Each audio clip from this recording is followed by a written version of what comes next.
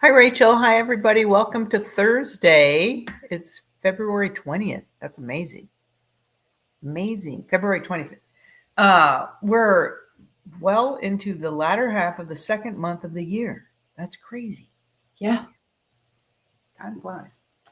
So, yes, and this is Heart Health Month, right? And we've been talking a little bit about how to take care of our hearts, not just physically, but emotionally, mentally, and not just, I guess with, um, I don't know, that maybe making sure they're functioning properly, but we've been talking about food and exercise and things like that as far as heart health.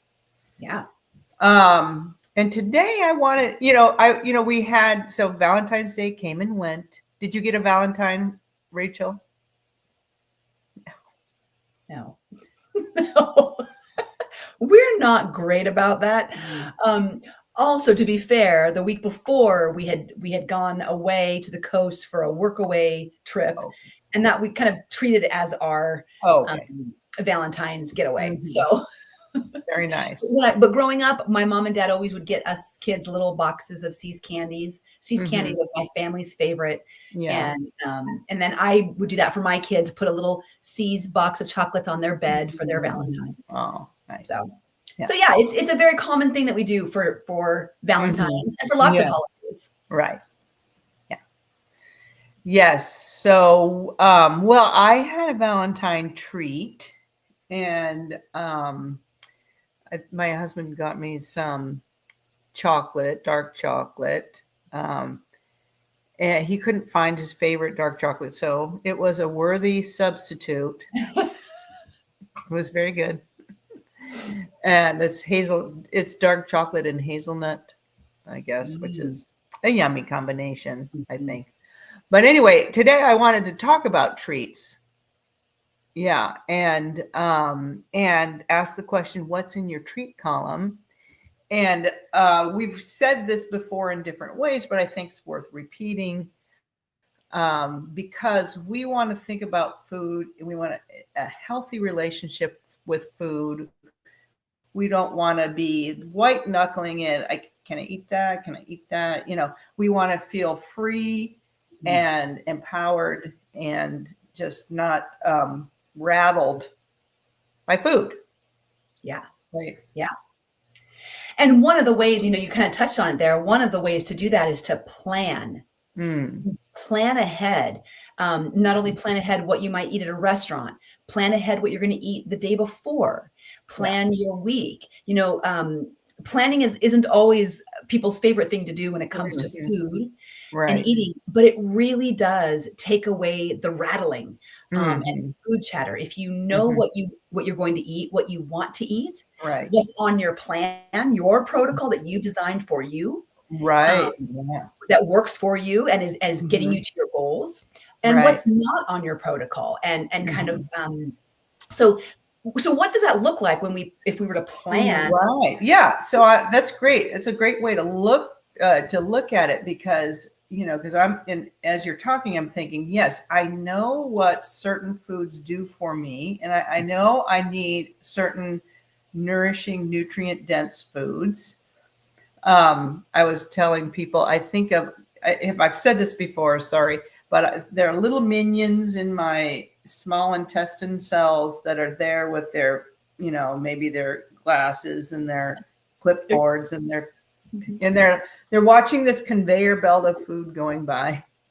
And they're like, okay, where's the valine? All right, check. Leucine. All right. Okay, vitamin D. Okay, yes, omega-3, blah, blah, blah. Anyway, et cetera, et cetera. And then when they check their boxes, then they send the signal to the brain to say, brain, stop the conveyor belt, because we have the nutrients that we need to run the body for the next 4 or 5 hours. So we're good. Yeah. So, it's not exactly that, but that helps me think of it that way. So, and I know what foods help my little minions do their job. And those are the nutrient dense foods, those high quality proteins, those vegetables loaded, with phytonutrients and fiber, the healthy fats that are already stayed in their package Mhm. like avocado, olive oil, nuts and seeds. Those are, fresh fruit or whole grain or legumes that are high in fiber and just packed, loaded with those nutrients that my little minions are looking for. Yeah.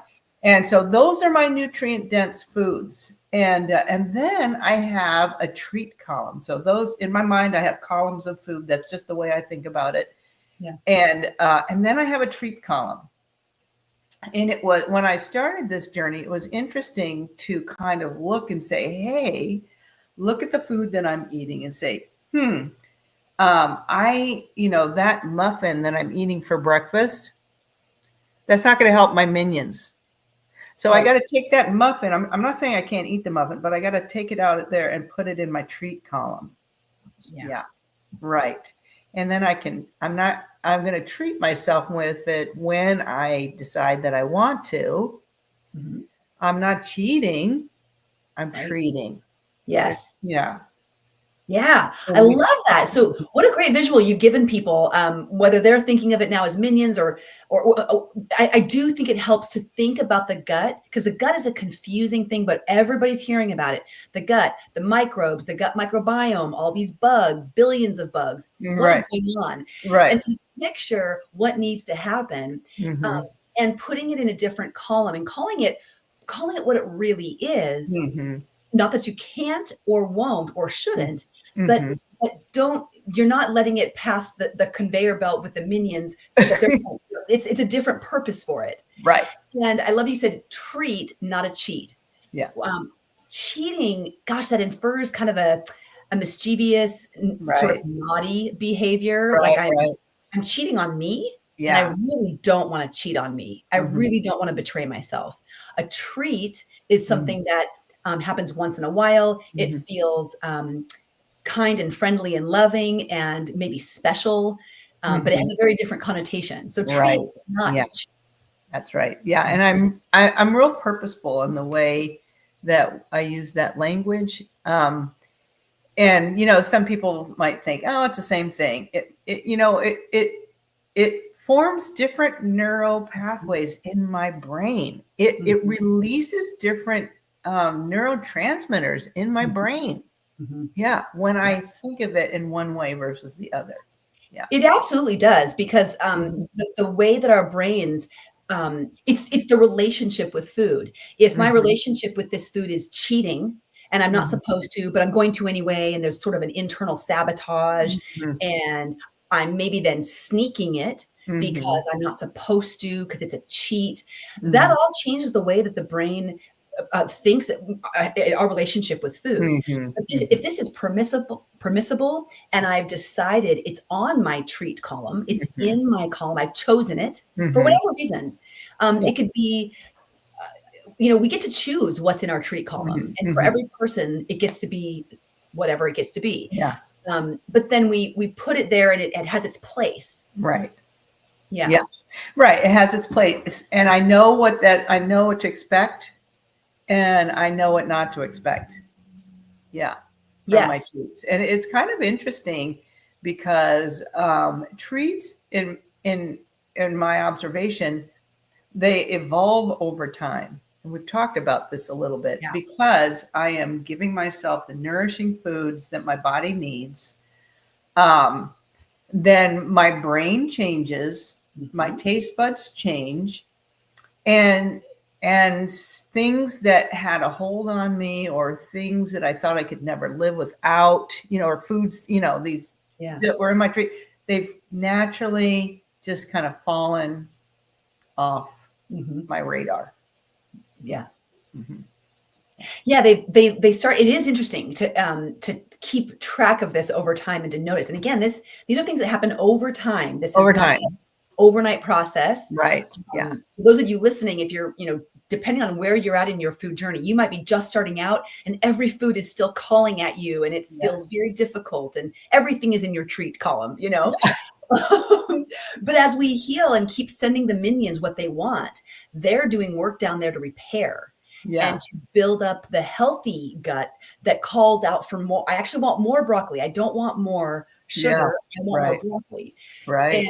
And it changes, like you said, our taste, how we feel when we eat certain foods, we start to kind of keep notice, like, man, every time I eat that thing from this treat column, I don't feel so good.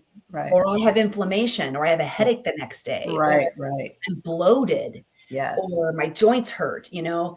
Yeah. And so then we start to give our treats healthy upgrades. Right. You know, for me, it was always, I thought dark chocolate was disgusting, awful. It was like chalk. Who eats this? My mother. Ew. But, so it was milk chocolate for me, or, you know, all these things.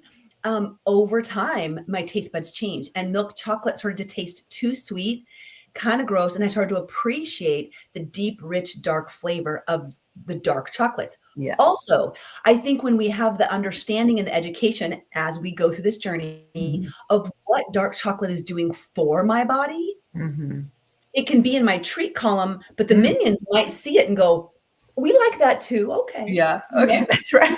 They're going to look at that and go, okay. Right. Yeah. You know? So while it lives in my treat column, it's not a health food. It's a treat column, but it is a healthier version. It's one of the healthier versions of any treat you can eat. Yes. That changes my motivation. Right. So now I want to like it, and I'm going to ask my taste buds to establish a flavor for it. Right. Now I'm ticking a lot of boxes. Right. Yeah, that's so true. And I think of those minions that they take on another life after a certain time, you know, in this journey. If something comes in that you know, that fell off your treat column, and now for whatever reason you put it back on, they're ready, they kick it out. Yeah. And sometimes it comes out this way. Yes. Yeah. Like you said, you feel gross. You feel like crap. Yeah. It's like, yeah, it's true. It's true. They have this magical way of being like, nope, let's send her a message about that choice. You know, they hit the big gong. Yeah, right. Yeah. And I'm so grateful for that. You know, there are times, like, I know you told your story about when you were traveling and had that treat from your childhood, and it you know, maybe wasn't all cracked up to be. And I've had so many clients tell me that they have these thoughts and feelings about certain foods. Right. Yeah. And our brains will remember it till the day we die, that it's this glorious thing up on this pedestal. And then as we go through this journey and change, it's like, what? I'm always thinking, like, did they change the formulation of this? Something changed. I'm like, oh no, I changed. Yeah. Oh, I did. Yeah. It was me. Yeah. And I'm grateful. I'm so grateful for my body. Thank you for sending me that message. Thank you for that reminder. I'll try to do better next time. So good. Yeah. And that gratitude. And you can even be, I think it's also important to be grateful for the memory, you know, because there's so many things attached to that. Maybe the person I was with, or, you know, the other circumstances surrounding this, whatever special food. And and so, you know, and you can honor that memory without eating it. But we're going to have celebratory foods, fun foods. And the other point I wanted to make, which was brought up in a recent conversation, it was so good. We don't want to use our treat foods to rescue us.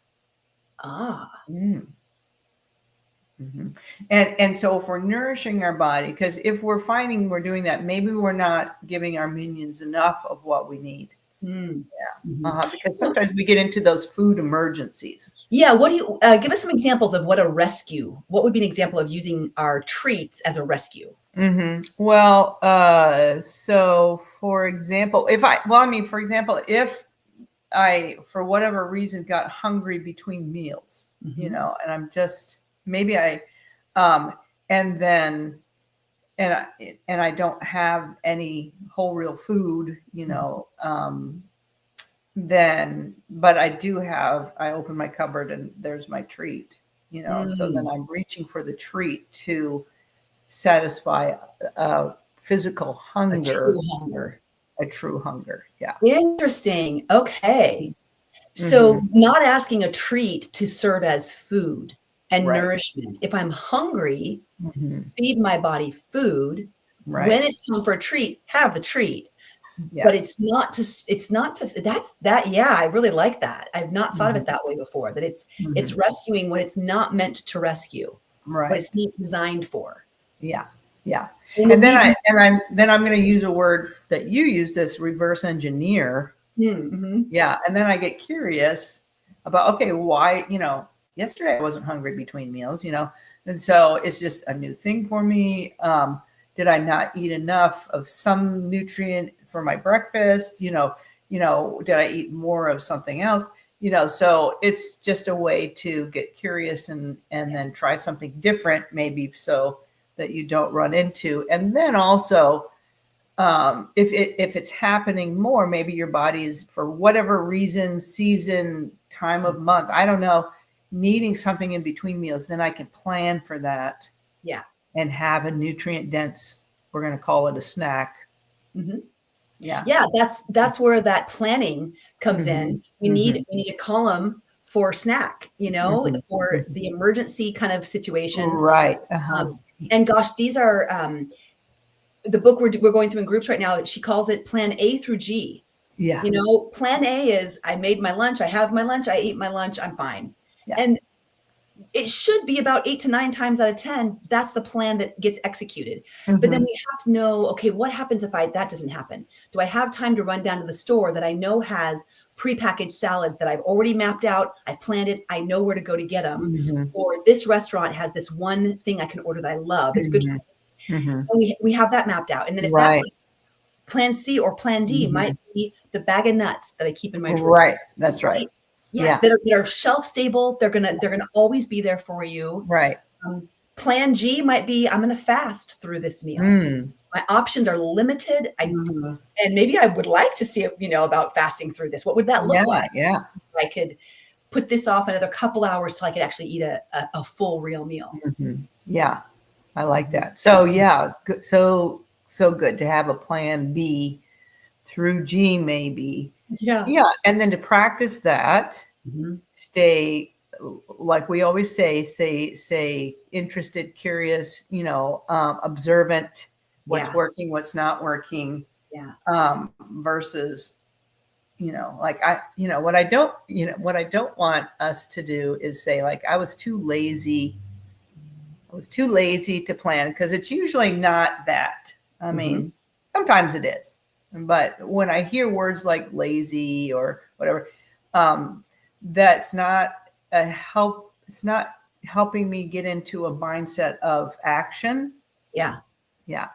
You know what I'm saying? Yeah. It is when you're calling yourself a name, and it's very unkind, and the brain hears it negatively. Like if literally your husband said to you, Julie, you're lazy. Oh, that would hurt, right? You take that offensively, and that would not feel good. When we don't feel good, our brains spiral down to that negative. I'm never going to figure this out. I can't do it anyway. Oh, may as well just go get takeout or something, And so to reframe those words, I'm not lazy.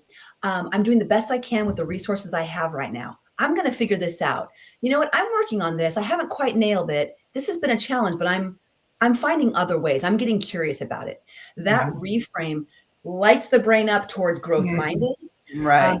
It reminds the brain what you're looking for. Hey, brain, I need your help. Help me figure this stuff out. Give me some ideas. Make me think creatively. Be on the lookout in my environment. Oh, that would be a great plan for me, and they do, bottom line, plans do take a little time, but the forethought, you only have to do it one time. You only have to think this through one time. And then you've got your blueprint for it. You'll tweak it, but that's easy. The tweaks just happen kind of organically through the years, but you kind of will come up with a real strong blueprint. And the work ahead of time, a little bit of effort is really worth setting aside, an hour of what you would normally be watching TV or scrolling. Right. Yes, scrolling. Yeah, scrolling. And that's the thing. We're lazy. No, we're not. We're on Instagram. We're not lazy. We're watching TV, right?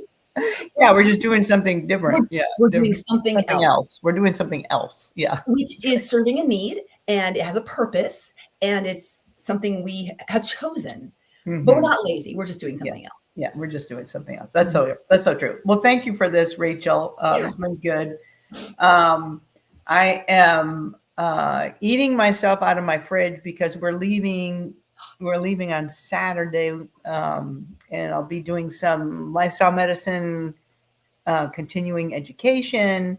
Ooh, And so I'll be joining you live from there next Thursday. Hopefully I can figure all that out. But yes, so I'm eating on just whatever's left over in the refrigerator, and so nothing great, nothing exciting, but it's just I'm just eating it and enjoying it because being creative with what you can come up with what you have left, right? Yeah, that's right. Yeah, Mix and match. Yeah, and that can be fun and creative and kind of outside the norm. You know, it can feel good to do that. Yeah. So next week it's the last Thursday of February. So we had planned on doing a question and answer. Right. So send in your questions, send in your topics. If you would like us to talk more detailed on a specific thing, a specific idea or concept or food or lifestyle behavior, or just a plain old question, send it in to us and we will address it. We've got a list going. For me, I've got it seems like leftovers are always on Thursday. I must cook. I love this because I'm seeing patterns. I must always cook on Wednesday and then we eat leftovers on Thursday. But it's a pinto bean soup. It was so good. It took like 10 minutes to prep in the Instapot. It took 25 minutes to cook, and it was just ready to go. I put some sauerkraut in it, and oh gosh, it was so good. And the only pre thing I had to think of is soaking the beans. I had to soak the beans ahead of time. But yeah, a little pinto bean soup. It was like a stew, big chunks of tomato. Yeah. Delish. There we go. Next year. Thanks. All right, everybody. Well, think about what's in your treat column. Yeah. And until next time. We'll see you guys. Stay healthy. Yeah. Bye-bye. Thanks. Bye.